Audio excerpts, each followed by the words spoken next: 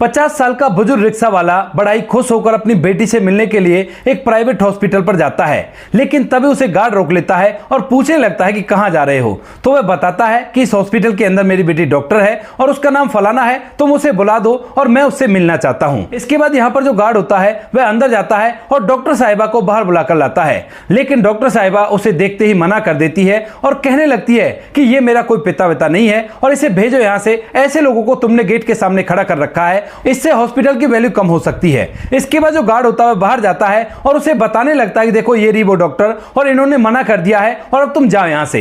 इस बात को सुनते ही पिता की आंखों में आंसू आ जाते हैं, क्योंकि उन्होंने अपनी बेटी को डॉक्टर बनाने के लिए एड़ी चोटी का जोर लगा दिया, लेकिन उसके बाद जो बेटी है वो उसे पहचानने तक से भी मना कर रही है। पिता अपनी आंखों में आंसू लेकर वहां से वापस तो लौट जाता है, लेकिन मन ही मन बहुत सारी बातें सोच रहा है। कौन था वह पिता? क्या सच में वो डॉक्टर साहिबा का पिता था? अगर वो पिता था तो इस लड़की ने उसे पहचानने से मना क्यों कर दिया? पूरी सच्चाई के बारे में जानने के लिए वीडियो को अंत तक जरूर देखें। बिहार के एक छोटे से गांव के अंदर एक परिवार रहा करता है। परिवार के अंदर माता पिता और 2 उनके बच्चे हैं। बड़ी लड़की है जिसका नाम लक्ष्मी है और छोटा लड़का है जिसका नाम है अरुण। पिता रामकिशन जो कि रिक्शा चलाया करते हैं और अपने परिवार का भरण पोषण कर रहे हैं, लेकिन यहाँ पर जो लक्ष्मी होती है वो पढ़ने लिखने में काफी ज्यादा होशियार थी और गाँव के लोग इसके बारे में बातें बनाया करते हैं कि और लड़कियां तो इधर उधर खेला कूदा करती हैं, लेकिन ये बचपन से अपनी किताबों में लगी रहा करती है, जरूर से ये कामयाब होकर दिखाएगी। अब ये बातें कहीं ना कहीं रामकिशन को भी सुनाई देती हैं और वह सोचने लगता है कि सच में ही मेरी बेटी कहीं ना कहीं कामयाब होगी और इसी वजह से बड़ा ही खुश होता है। धीरे धीरे समय बीत रहा था और जब बेटी ने 12वीं क्लास अच्छे नंबर से पास की थी तो परिवार बड़ा ही खुश था और पिता बाहर से खाना लेकर आ रहा था, लेकिन जैसे वो घर आता है खाना लेकर तो उसी दौरान यहाँ पर जो उसकी पत्नी होती है रामकिशन की, जिसका नाम ममता होता है, उसके पेट में बहुत तेज दर्द होता है और जब पति घर पहुंचता है तो वह उसे दर्द से तड़पती हुई मिलती है। अब जैसे ही पति अपनी पत्नी की ऐसी हालत देखता है तो उसके बाद फौरन से उसे रिक्शा में डालता है और उसके बाद रिक्शे को लेकर हॉस्पिटल की तरफ दौड़ाने लगता है। बेटी भी साथ में बैठ गई थी और बेटा अभी छोटा था तो उसे घर पर ही छोड़ दिया था। इसके बाद दोनों बाप बेटी अपनी मां को लेकर हॉस्पिटल की तरफ रिक्शा चला रहे थे और यहां पर जो बेटी होती है वो बार बार अपने पिता से कह रही थी कि पिताजी तेज चलाओ, क्योंकि यहां पर मां को बहुत ज्यादा दर्द हो रहा है। इसके बाद जो पिता होता है वह जोर जोर से पेडल मारते हुए जैसे तैसे करके उस रिक्शे को हॉस्पिटल पर पहुंचा देता है, लेकिन वहां पर जाने के बाद जो डॉक्टर साहब होते हैं वो उससे कहने लगते हैं कि पैसा जमा करो, उसके बाद ही इलाज आगे होगा। अब इस बात को सुनकर जो रामकिशन होता है अपनी बेटी को वहीं पर उतारता है अपनी मां के साथ और कहने लगता है कि बेटी तू अपनी मां का ख्याल रखना और मैं अभी से पैसों का इंतजाम करके लेकर आता हूं, क्योंकि यहां पर जितने पैसे उसके पास थे उतने पैसे इस हॉस्पिटल के लिए काफी नहीं थे। इसके बाद जो रामकिशन होता है बेटी और पत्नी को वहां पर छोड़कर गांव में चला जाता है और लोगों से मदद की गुहार लगाने लगता है। अब जो लोग होते हैं कुछ तो उससे मना कर देते हैं और कुछ को यह लगने लगता है कि ये जब पैसे ले जाएगा क्या उनको पटा भी पाएगा, तो इसी वजह से वो उससे बहाना मार देते हैं। अब यहां पर तभी गांव के अंदर एक साहूकार होता है जिसका नाम वीरेंद्र होता है और वीरेंद्र जब ये सुनता है कि इसकी पत्नी की तबीयत खराब है तो वह सोचने लगता है कि चाहे मेरे पैसे वापस मिले या ना मिले, लेकिन मैं इसको पैसे देकर रहूंगा। उसके बाद जो वीरेंद्र होता है वो उसे पैसे दे देता है और यहां पर जो रामकिशन होता है वो भागा दौड़ा वापस हॉस्पिटल की तरफ जाने लगता है। अब तक उसको तकरीबन 2 घंटे हो गए थे, लेकिन जैसे वो पैसे लेकर वहां पर पहुंचता है तो वह देखता है कि उसकी जो पत्नी है वो बिल्कुल भी हरकत नहीं कर रही है और बेटी उसके सिराने बैठकर फूट फूट कर रोई जा रही है। अब जैसे रामकिशन वहां पर पहुंचता है तो उसके हाथ में जो पैसे थे वो जमीन पर गिर जाते हैं और वह भी अपनी पत्नी की ऐसी हालत देखकर फूट फूट कर रोने लगता है, क्योंकि उसकी पत्नी इस दुनिया को छोड़कर जा चुकी है। इसके बाद जब वो लोग वहां पर जोर जोर से रोने लगते हैं तो कुछ डॉक्टर भी वहां पर इकट्ठा हो जाते हैं और वो कहने लगते हैं कि जल्दी से अपनी पत्नी की डेड बॉडी को यहां से ले जाओ, हमारे यहां पर इस तरह से करने की जरूरत नहीं है। लेकिन तभी यहां पर जो लक्ष्मी होती है उसे एकदम से गुस्सा सा आ जाता है और वह डॉक्टर साहब को खड़ी खोटी सुनाने लगती है।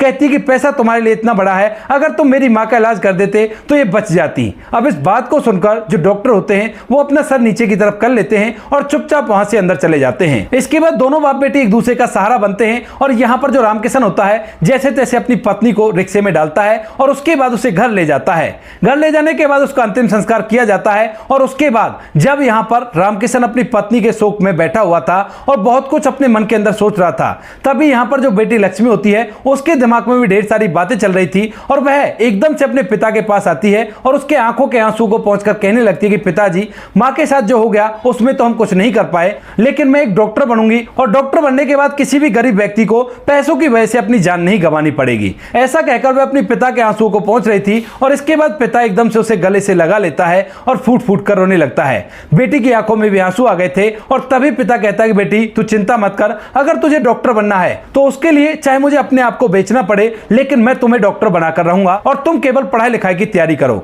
उसके बाद जो बेटी होती है वो दिन रात एक करके मेहनत करने लगती है डॉक्टर की पढ़ाई करने के लिए और वह टेस्ट देकर सरकारी कॉलेज में एडमिशन लेना चाहती है।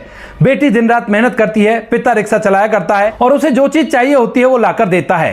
धीरे धीरे कुछ समय बीतता है और कुछ समय बाद यहाँ पर जो रामकिशन की बेटी लक्ष्मी होती है उसका नंबर पड़ जाता है। उसने वो टेस्ट क्वालिफाई कर लिया था जिसके बाद अब उसका एक गवर्नमेंट कॉलेज में एडमिशन हो जाएगा और उसके बाद वो अच्छी तरह से अपनी पढ़ाई लिखाई कर सकती है। यह खबर जब गांव में फैलती है तो चारों तरफ लोग लक्ष्मी की वाहवाही करने लगते हैं और साथ में रामकिशन की वाहवाही करने लगते हैं। दरअसल जब रामकिशन अपनी बेटी की पढ़ाई के लिए दिन रात मेहनत किया करता था तो गांव वाले उससे मना किया करते थे, कहा करते थे कि क्यों अपनी बेटी के ऊपर इतना कर रहा है, उसकी शादी कर दे, वो अपने घर चली जाएगी और वैसे भी वो अगर कामयाब हो गई तो तुझे कहां सहारा देने वाली है। लेकिन रामकिशन किसी भी बात को नहीं सुनता है और अपनी बेटी को आज उसने कामयाब कर दिया है। इसके बाद जो लक्ष्मी होती है उसका एडमिशन एक सरकारी कॉलेज में हो जाता है और वहां पर पढ़ने के लिए वो जाने लगती है। रामकिशन ने अपनी बेटी को बोल दिया था कि बेटी चिंता मत कर, जितने भी पैसों का खर्च आएगा उन सभी का इंतजाम मैं कर दूंगा और कोई भी परेशानी लेने की जरूरत नहीं है। इसके बाद बेटी वहां पर पढ़ने लगती है और पिता रिक्शा चला चलाकर अपनी बेटी के लिए उन पैसों की पूर्ति करने लगता है जो और पैसे उसके खर्चे में आने वाले थे।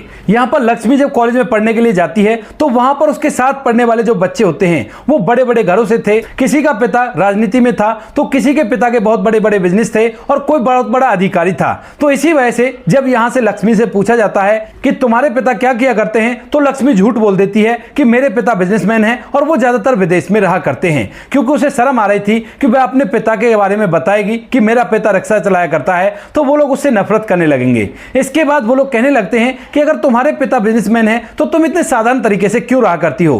तो लक्ष्मी कहती है कि मुझे साधारण रहना पसंद है और मैं बिल्कुल भी पिता से पैसे नहीं लिया करती। मैंने इसी वजह से सरकारी टेस्ट दिया है और सरकारी टेस्ट में एडमिशन लेकर अपना काम चलाया करती हूँ। सरकारी कॉलेज में पढ़कर मैं डॉक्टर बनना चाहती हूँ ताकि कोई ये ना कह सके कि पिता के पैसों से वो डॉक्टर बन गई है। अब इस बात को सुनकर उसके साथ पढ़ने वाले लड़के और लड़कियां उसकी काफी ज्यादा इज्जत करने लगते हैं और सोचते हैं कि इसके अंदर काफी ज्यादा स्वाभिमान है। लेकिन असलियत में वो अपने पिता की उस सच्चाई को छुपा रही थी जो उसका पिता दिन रात एक करके मेहनत करके रिक्शा चला चलाकर उसके खर्चे के लिए पैसे दिया करता था और जब उसके पास पैसे नहीं हुआ करते थे तो वह उसी साहूकार से उधार पैसे लेकर उसको दे दिया करता था और उसका ब्याज भी उसे देना पड़ता था।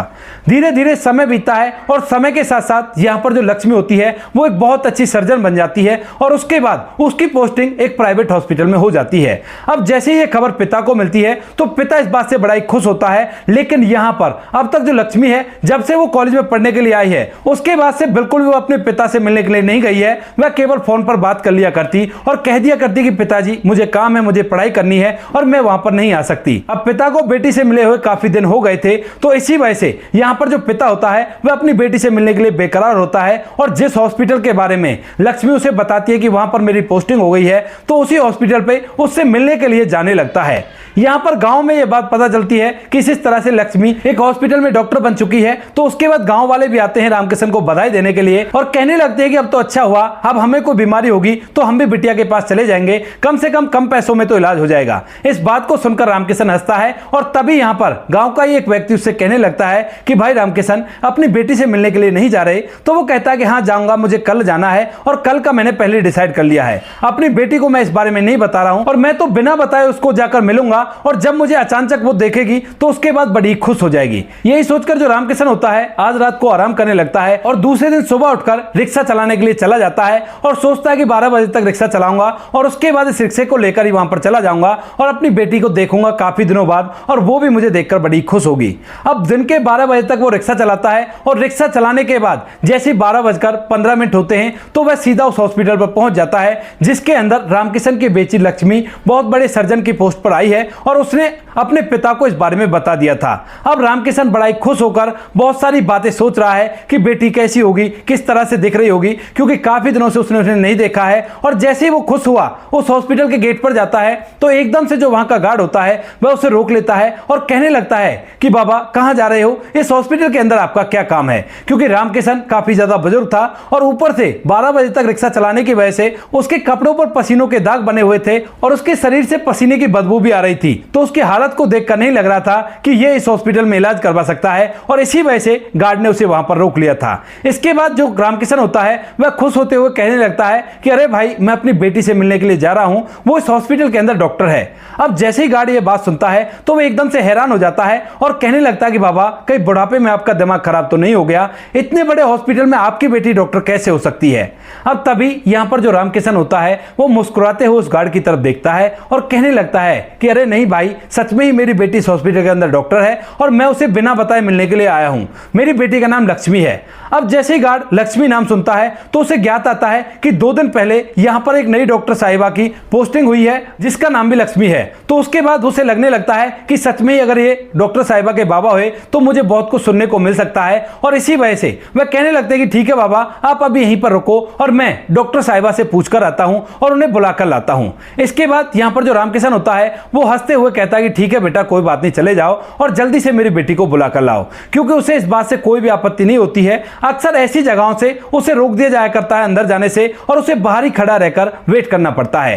रामकिशन बड़ा ही खुश होकर गेट पर इधर उधर घूम रहा था कि मेरी बेटी आएगी और आज मुझे देखेगी तो बड़ी खुश होगी। लेकिन गार्ड जैसे ही लक्ष्मी के कैबिन में जाता है और वहां पर जाकर उससे कहने लगता है कि मैडम, बाहर एक रिक्शा वाला बुजुर्ग व्यक्ति खड़ा हुआ है और वह आपको अपना पिता बता रहा है। तो इसके बाद जो लक्ष्मी होती है वह एकदम से सहम सी जाती है क्योंकि वहां पर उसके साथ 2 सहायक डॉक्टर और बैठे हुए थे। दरअसल इस हॉस्पिटल के अंदर उसके साथ पढ़ने वाली एक लड़की भी काम किया करती है और उसने लक्ष्मी के बारे में वो बात की, उसके पिता बिजनेसमैन है और वह खुद अपने दम पर इस डॉक्टरी को कर रही है और अपने स्वाभिमान से जिया करती है। ये बात पूरे हॉस्पिटल में बता दी थी। और इसके बाद गार्ड जब ये बात कहता है तो उसके बाद लक्ष्मी कहने लगती है कि अरे नहीं, मेरे कोई पिता नहीं है। लेकिन तभी गार्ड कहता है तो आप एक बार ऐसा करो, जाकर उनसे मना कर दो वरना वो यहां से जाएंगे नहीं। अब इसके बाद जो लक्ष्मी होती है उसके साथ साथ चलने लगती है और धीरे धीरे गेट की तरफ बढ़ने लगती है। उसकी दिल की धड़कनें काफी ज्यादा तेज हो रही हैं, लेकिन फिर भी वो अपनी भावनाओं पर कंट्रोल करती है और जैसे गेट से थोड़ी दूर रहती है तो एकदम से रुककर अपने पिता की तरफ देखने लगती है। और यहां पर जो पिता होता है वह भी चेहरे पर मुस्कान लेकर बेटी की तरफ देखने लगता है। पिता को आभास था कि बेटी दरवाजा खोलेगी और एकदम से आकर उसके गले से लग जाएगी। लेकिन यहां पर जो बेटी लक्ष्मी होती है वह गार्ड से कह देती है कि बोल दो इससे मैं इसकी बेटी नहीं हूं और मैं हूं लक्ष्मी डॉक्टर और ये अपने आप यहां से चले जाएंगे। ऐसा कहकर वह वहां से मुड़कर वापस चली जाती है। जैसे लक्ष्मी वहां से वापस मुड़ती है तो उसके बाद जो पिता होता है वो पूरी तरह से कंफ्यूज हो जाता है और सोचने लगता है कि मेरी बेटी यहां से वापस क्यों लौट गई। तभी जो गार्ड होता है वह सीधा उसके पिता के पास जाता है, रामकिशन के पास, और जाकर कहने लगता है कि देखा ना, मैंने कहा था ना कि आपकी बेटी यहां पर काम नहीं कर सकती और यही है वो मैडम जिनके बारे में मैं सोच रहा था कि कहीं आप इनके पिता तो नहीं हो। अब आपकी भलाई इसी में होगी कि आप यहां से चुपचाप वापस लौट जाओ। इस बात को सुनते ही पिता के पैरों तले से जमीन खिसक जाती है और वह सोचने लगता है कि मेरी बेटी भला ऐसा क्यों कर रही है। और उसके बाद जो पिता होता है वह अपनी आंखों में आंसू लेकर वहां से लौटने लगता है। रास्ते में वो ढेर सारी बातें सोचता है कि किस तरह से वो दोपहरी में रिक्शा चलाकर अपनी बेटी के लिए पैसे इकट्ठे किया करता था ताकि उसकी पढ़ाई लिखाई में कोई दिक्कत ना हो। लेकिन फिलहाल बेटी ने जो कर दिया था उसके बारे में सोच सोचकर काफी ज्यादा परेशान होता है और आज बाद में रिक्शा नहीं चलाता है, सीधा अपने घर पहुंच जाता है। घर जाकर वह काफी ज्यादा मायूस था और जब उसका बेटा पूछने लगता है कि पिताजी क्या हुआ, आप इतने उदास क्यों हो, तो वह पहले तो अपने बेटे को कुछ भी नहीं बताता है। लेकिन जब बेटा बार बार पूछता है तो पिता की आंखों से आंसू छलकने लगते हैं और बेटा अपनी कसम दे देता है। तो उसके बाद जो पिता होता है वह उसे सब कुछ बता देता है कि इस तरह से लक्ष्मी तो इतनी बड़ी डॉक्टर बन गई है कि उसने मुझे पहचानने तक से मना कर दिया। इस बात को सुनते ही बेटे को बड़ा ही गुस्सा आने लगता है और वो कहने लगता है कि पिताजी अगर ऐसी बात है तो चलो मैं चलता हूं आपके साथ और मैं भी एक बार पूछ लेता हूं कि वो मुझे पहचानती है या नहीं पहचानती। लेकिन पिता मना कर देता है, कहता है कि बेटा अब शायद वो कामयाब हो गई है ना, तो इसी वजह से अब हमें पहचानने से मना कर रही है क्योंकि हम लोग गरीब हैं और वो गरीबी से निकल चुकी है। ऐसा कहकर वह अपने बेटे को शांत करा देता है और दोनों बाप बेटे घर के अंदर रहने लगते हैं। इधर जो लक्ष्मी होती है वह अपने पिता को वहां से भेज तो दी थी, लेकिन उसके दिमाग में बार बार पिता की छवि घूम रही थी, वो बातें घूम रही थी जो उसने कही थी अपने पिता से और आज उसने अपने पिता का अपमान कर दिया था। लेकिन फिर भी हॉस्पिटल के अंदर जो उसकी इज्जत बनी हुई थी वह उसे अपने पिता से मिलने से रोक रही थी और उसके बाद वह अपने पिता के पास ना तो फोन करती है और ना ही उसके पास जाने की कोशिश करती है। धीरे धीरे 2 से 3 दिन बीत जाते हैं और 2-3 दिन बाद उनके हॉस्पिटल में एक केस आता है जिसमें गरीब पिता अपनी बच्ची को लेकर आया था और फूट फूट कर रोए जा रहा था। उसके पास पैसे थे और पैसों को दिखाकर वह हॉस्पिटल के अंदर आ जाता है और कहने लगता है कि मेरी बच्ची की जान बचा लो, मेरी बच्ची काफी ज्यादा परेशान है और ये लो पैसे, आपको जितने भी पैसे चाहिए उतने पैसे आपको मिल जाएंगे। इस बात को देखकर लक्ष्मी को अपने पिता का वो चेहरा याद आ जाता है जब उसकी मां की मौत हुई थी और उसका पिता पैसे लेकर आया था। उसके बाद जो लक्ष्मी होती है उस बच्ची का ट्रीटमेंट तो कर देती है, लेकिन अब अपनी भावनाओं पर कंट्रोल नहीं कर पाती और सीधा वहां से अपने घर पहुंच जाती है। शाम हो गई थी और शाम के समय उसका पिता घर के अंदर ही था और जैसे ही बेटी घर के अंदर आती है तो पिता एकदम से सहमा सा खड़ा रह जाता है। लेकिन तभी जो बेटी होती है अपने पिता के पैर पकड़ती है और रो रो कर उससे माफी मांगने लगती है। कहती है कि पिताजी मुझे माफ कर दो, मुझसे बहुत बड़ी गलती हो गई और मैं भूल गई थी कि आपने मुझे पालने पोसने के लिए कितने जोखिम उठाए हैं और उसके बाद भी मैंने आपको पहचानने से मना कर दिया। ऐसा कहकर बेटी फूट फूट कर रोने लगती है, लेकिन पिता का दिल तो पिता का दिल ही होता है। वह अपनी बेटी को उठाता है और गले से लगा लेता है। लेकिन तभी वहां पर भाई आ जाता है और भाई आकर अपनी बहन को खरी खोटी सुनाने लगता है। कहता है कि बहन तुझे पता है कि पिताजी पूरी रात भर नहीं सोए थे और रात भर तुम्हारे बारे में सोच रहे थे।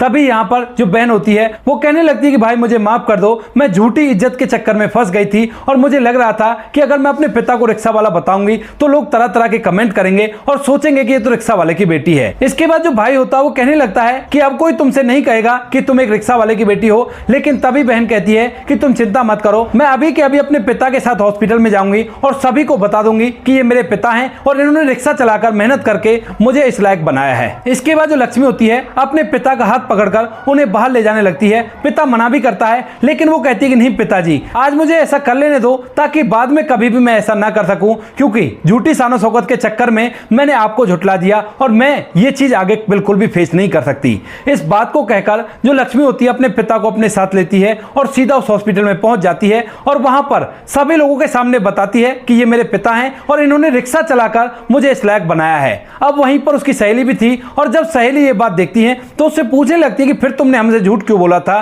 तो उसके बाद वह सारी कहानी बता देती है और कहने लगती है कि मुझे लग रहा था कि आप लोग मेरे साथ अच्छा व्यवहार नहीं करोगे अगर मैंने बता दिया कि मैं रिक्शा वाले की बेटी हूं।